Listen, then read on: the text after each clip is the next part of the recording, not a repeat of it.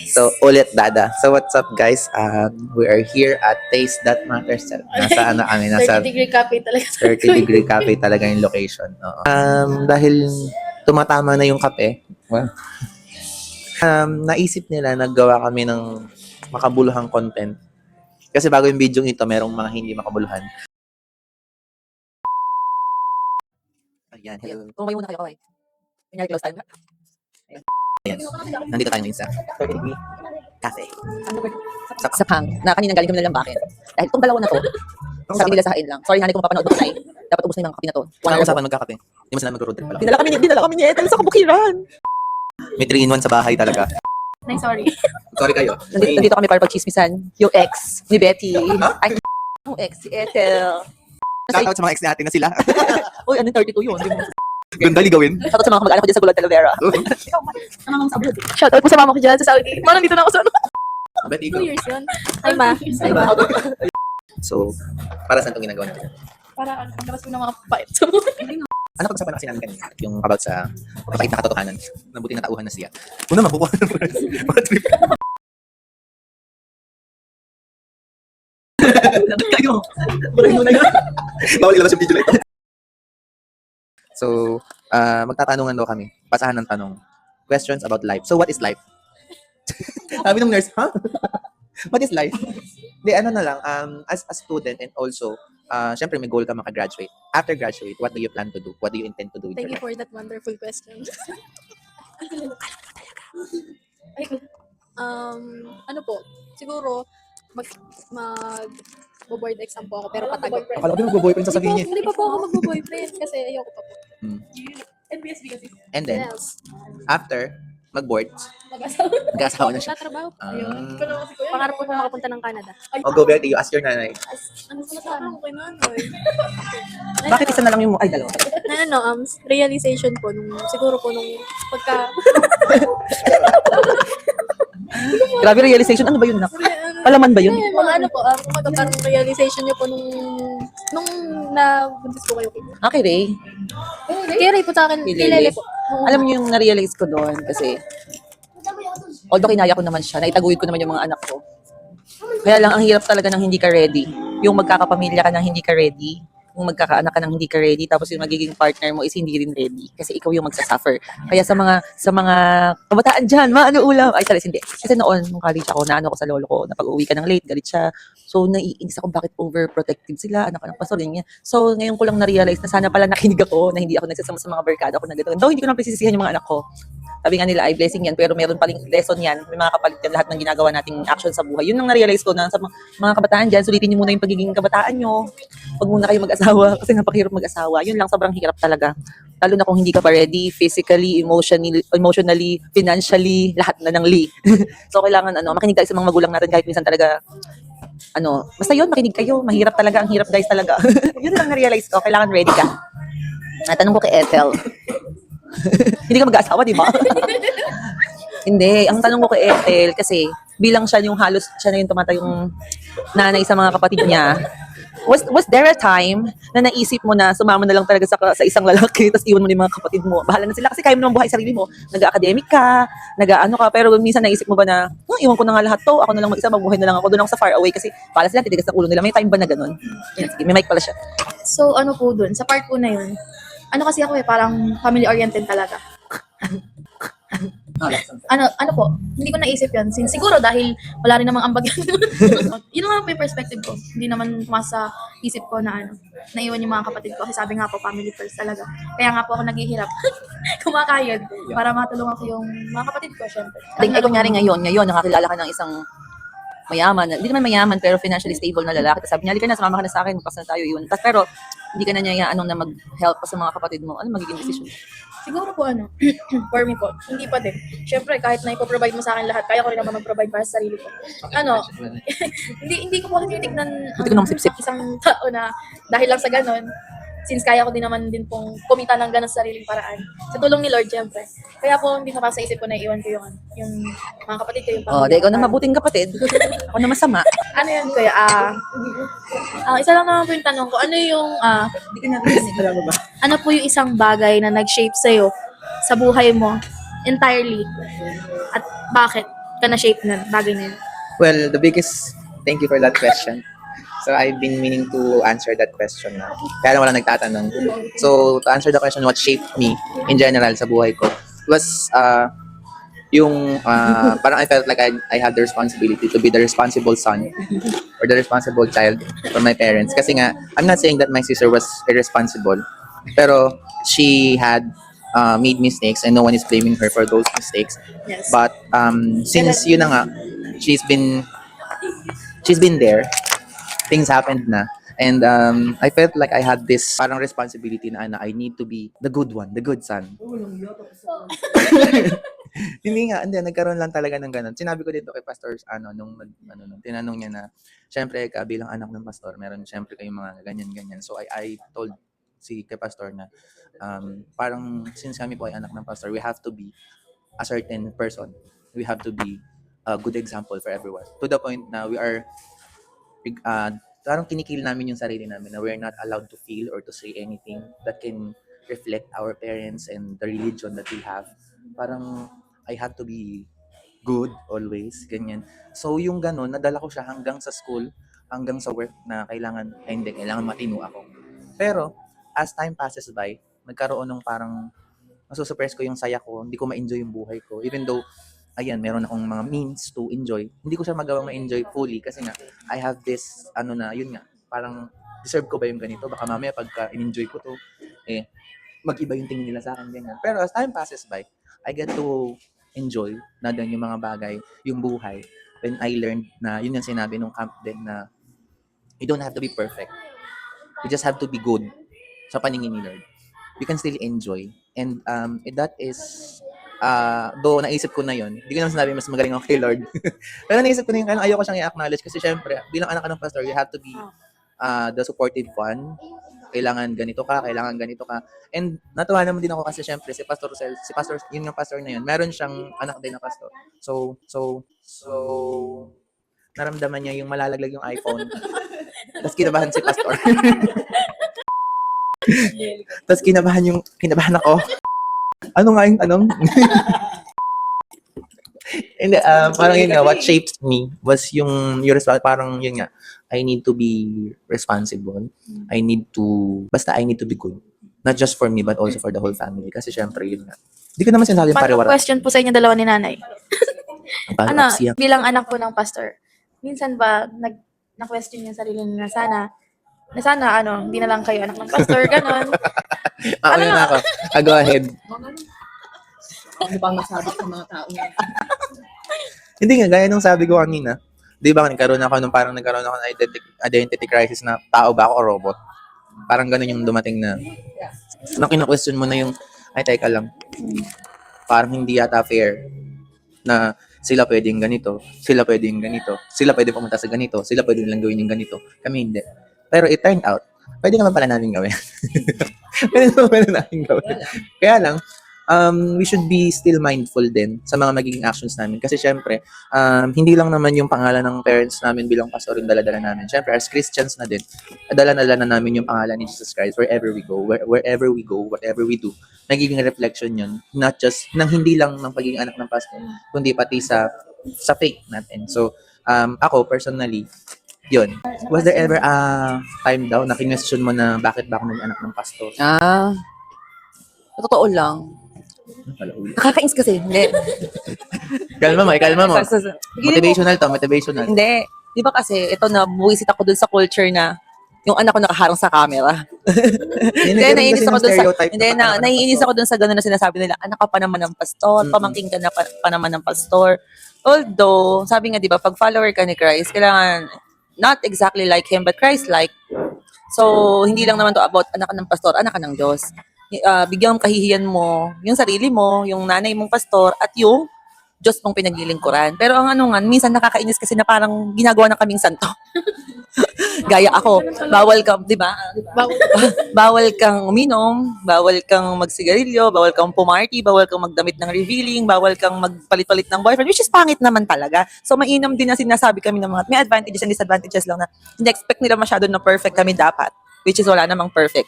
Tapos, ang dami nilang bawal sa amin, pati ata pagkain ng kanin bawal kasi anak ka ng pastor.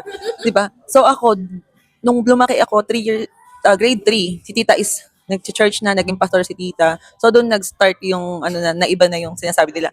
Pag may lakad, o sa Catholic, di ako kasama. Anak ako ng pastor, pamangkin ako ng pastor. So, kailangan mabait ako. But the real thing is, hindi ako mabait. Ako ang black sheep ng pamilya. Hindi. Lahat naman ng tao hindi mabait. So, naano lang ako doon, naiinis lang ako sa part na bawal. Ang daming bawal. Pero, sa kabilang banda, okay lang din naman na maraming bawal. Hindi naman siya pagpapaka-ipokrita na, hindi ako iinom kasi anak ako ng pastor. Hindi ako sasama sa pagpa-party niyo, hindi ako magwawalwal kasi anak ako ng pastor. Kasi binibigyan mo din ng kahihiyan si Lord. Tapos gaya nga ako, I'm a disappointment. Oh, dahil nga may anak ako, and hindi pa ako kasal. So, syempre may part sa akin na feeling ko, yung iba ang tingin sa akin, anak ka pa naman ng, hindi totoo yun. Di ba, Betty? Sasabihin na, anak ka pa naman ng pastor, may anak ka na, tapos out of marriage, hindi ka kasal. Dada, malinis to. So natutuwa ako. Again, thank you doon sa mga hindi nang judge sa mga anak ng pastor na nagkakamali. Kasi hindi naman tayo not perfect. hindi naman tayo banal. Naiba lang, pare-pareho lang kaming kabataan. Ang naiba lang, nanay namin ay pastor. Pero pare-pareho kaming Christian. So pare-pareho kaming sige, bawal. Hindi naman sinasabi sa amin, bawal kayo mag-inom. Sinasabi talaga, alam nyo yung tama at mali. Yes. So, doon sa mga shout out, sa mga nang-judge dyan na, yung anak ni Pastora Cecil, si ganto, si Russell, si April, ganto. Yes, ganto kami. Pero ang sabi nga ni Lord, yung church ay hindi para sa mga perfect, para doon sa mga gustong magpabago sa Panginoon. Kaya sa mga tumitingin po sa akin as a disappointment ng pamilya, yes, ako po ang nag-grocery. And also sa biyaya po, ni Lord. to call out those people, nang call out. Hindi, yun lang. Nang Yun call yung out, yung ma'am. bird. Thank you sa pagtanong kasi nga bilang anak ng pastor. Alam mo yung para kaming minsan pag si tita at si nanay din kasi shoutout sa nanay ko, tita ko dyan, daming bawal. Kaya minsan yung post namin nakahide sa kanila kasi nagko-comment sila. Pero minsan hindi pala dapat kami mainis kay nanay at kay tita kasi nga They're just looking out for us nagli-lead din. yung Holy Spirit din sa kanila at alam nila yung dapat gagawin namin. So, patawarin nyo na ako kung inya-hide ko sa inyo yung story at post ko. Comment kasi kayo ng comment, PM nyo na lang ako. Yun lang na ang hirap maging anak ng pastor. Sa totoo lang. Ang tingin lang, nakikita lang nila sa'yo is yung mga pagkakamali mo. Pero yung mga suporta mo sa nanay mo as a pastor, kaya yung mga binibili namin sa church, alam niyo yung mga binibili namin na yan, hindi na namin pinapost yan na bumibili kami ng mga gamit sa church kasi nga support yun sa nanay namin at isa pa, para kay Lord yun. Pero hindi yun nakikita ng tao. Nakikita nila yung post namin na hindi pang church, yung mga sineshared post namin, na bawal pala kami mag-shared post na mga meme, dapat pala Bible verse lang. So, hindi lahat na nag-share ng Bible verse ay mabait. Oo, may kilala nga ako eh. Okay, Diyos thank ko. you. Hindi, yun nga. I just add la lang din. Yung meron nga talaga kasi mga tao na medyo narrow-minded or close-minded sila when it comes to understanding yung kami as mga anak kami ng pastor. Na parang sa kanila, yun nga, dapat ganito kami, dapat ganyan kami. Pero there are still some people naman din, there are still some pastors na meron ding mga anak and nakikita nila yung struggle ng mga anak nila na ay, parang nasasakal yung anak ko sa ganito, nasasakal yung anak ko sa ganito. So, pastors nowadays are medyo mas open-minded na sila on how yung mga kabataan is ganito, ganyan. So, mas nagiging open na sila. Pero, nandun pa din yung guidance and then yung, tawag dito, nandun pa din yung guidance. Kasi syempre, yun yung calling sa kanila, to guide us, to teach us what to do and what to ganito, what to ganyan. Pero, it's really up to us. Kasi nga, hindi naman kami, sorry for the word, hindi po kami tanga. Alam po namin yung tama at yung mali. Alam po namin yung sobra at hindi. Ako po pala hindi ako tanga, ewan ko lang yung isa. Wala naman na din ako personally, wala na akong pakialam sa sinasabi ng iba na, ay, anak ka naman ng pastor, ay so what? Oh, anak ako ng pastor, tapos? Ako may pake ko, affected po ako, kaya tigilan nyo na. Kung ayaw yung pasabugin ko yung mga... Tabang-tawa ka na. Charis lang. Hindi, sinasabi naman ni nanay, hindi naman niya ako kinukonsente. Pero dahil magulang pa rin naman siya at ang pastor ay hindi naman santo, syempre, alam naman siyang, tatapon ako ng nanay ko dahil kahihiyan ako bilang pastor ako. Hindi, syempre, tatanggapin pa rin ako ng magulang ko. Pero huwag niyo na din i-judge yung nanay ko na, si pastora, yung anak hindi kasal. Bigyan niyo ako papakasal. O kaya kayo magpakasal. Oo, turo, ganun. Siyempre, Tingkat kayo magpakasal, Siyempre, kayo gusto, magpakasal. gusto mo naman ng maging maayos din. Pakasalan Kaya nga niyo yung nagpe-pray pride nga kaming mabuti. Imbis na i-judge nyo kami, pag-pray nyo lang kami. Kung naliligaw kami ng landas, takyaw ko sa inyo. Pakasalan yung judgments niyo. Ipag-pray na lang natin. Mm-mm. Na magkaroon ng pampakasal. Meron. Ay, meron mo na. Ayaw niyo lang. Hindi, ito naman. Kanina niyo pa kami ginigisan ni ate. So, bilang mga youth na, ayan, since kayo lagi namin kasama, alam niyo naman siguro kung bakit kayo lagi namin kasama. Except from the fact that you are considered not just youth na sa church. You are considered family na for us. Parang Ate Erica levels na ganyan. Shout out, sister. Ano yung pakiramdam nyo bilang mga youth nowadays na syempre iba-iba kayo ng struggle? How do you handle yung pressure ng buhay, pressure ng pagiging Christian, and paano nyo binabalance? Yung pagiging Christian at pagiging tao. Ito sis. Ikaw muna. Since youth leader ba? Ano, syempre, bilang isang kabataan ko, ako, paano ko po na-handle? Tinanong na din ako ng mami sa lipunan. Sabi niya po kasi, di ba, pag Sabado at Linggo, buti ikaw, hindi ka nape-pressure. Sabado at Linggo, nakakagala ka pa, nakakalabas-labas ka pa. Sabi ko, kapag po Monday to Friday, fix po yun, school lang. School lang pinasa isip ko. Pero pag Sabado at Linggo, fix po yun na para po talaga sa sarili ko. Kasi po syempre, di ba, nakaka-stress po pag mula Lunes hanggang Friday, di ba po, tapos sabi ko, di ko po alam, basta po, nakatatak lang po sa isip ko, pag Sabado at Linggo, kung ano yung ginagawa ko, yun lang po yung gagawin ko. Tatapusin ko na lahat ng gagawin ko sa school, para pag Sabado at Linggo, lahat ng gagawin ko, naka-fix lang po dun. Sa church, sa Bible study, lahat lang po yun dun. Kumbaga parang, pero yung minsan po kasi nape-pressure na, kumbaga parang, nasa iyo po lahat, pag magpapagalitan sila, syempre, sa'yo din po yun, kasi ikaw din po yung nakaano din. Kaya parang, syempre, natatamaan din po ng pressure, ng ganito, ganyan. Minsan mapapaisip ko po, ba't hindi sila nakikinig, ba't hindi sila, yun, kahit po palagi silang paalalahanin, wala pa rin po, gano'n. Sabi ko, parang may kulang ba? Parang kulang ba sa akin na May mali ka ba pagpapaalala? ginagawa? Opo, may mali ba akong pagpapaalala sa kanila? Ginagawa mo naman lahat. Inaano mo na sila, pero hinihikayat mo na sila na ganito, ganyan. Wala pa rin Kasi po. masakit kayo sa ulo.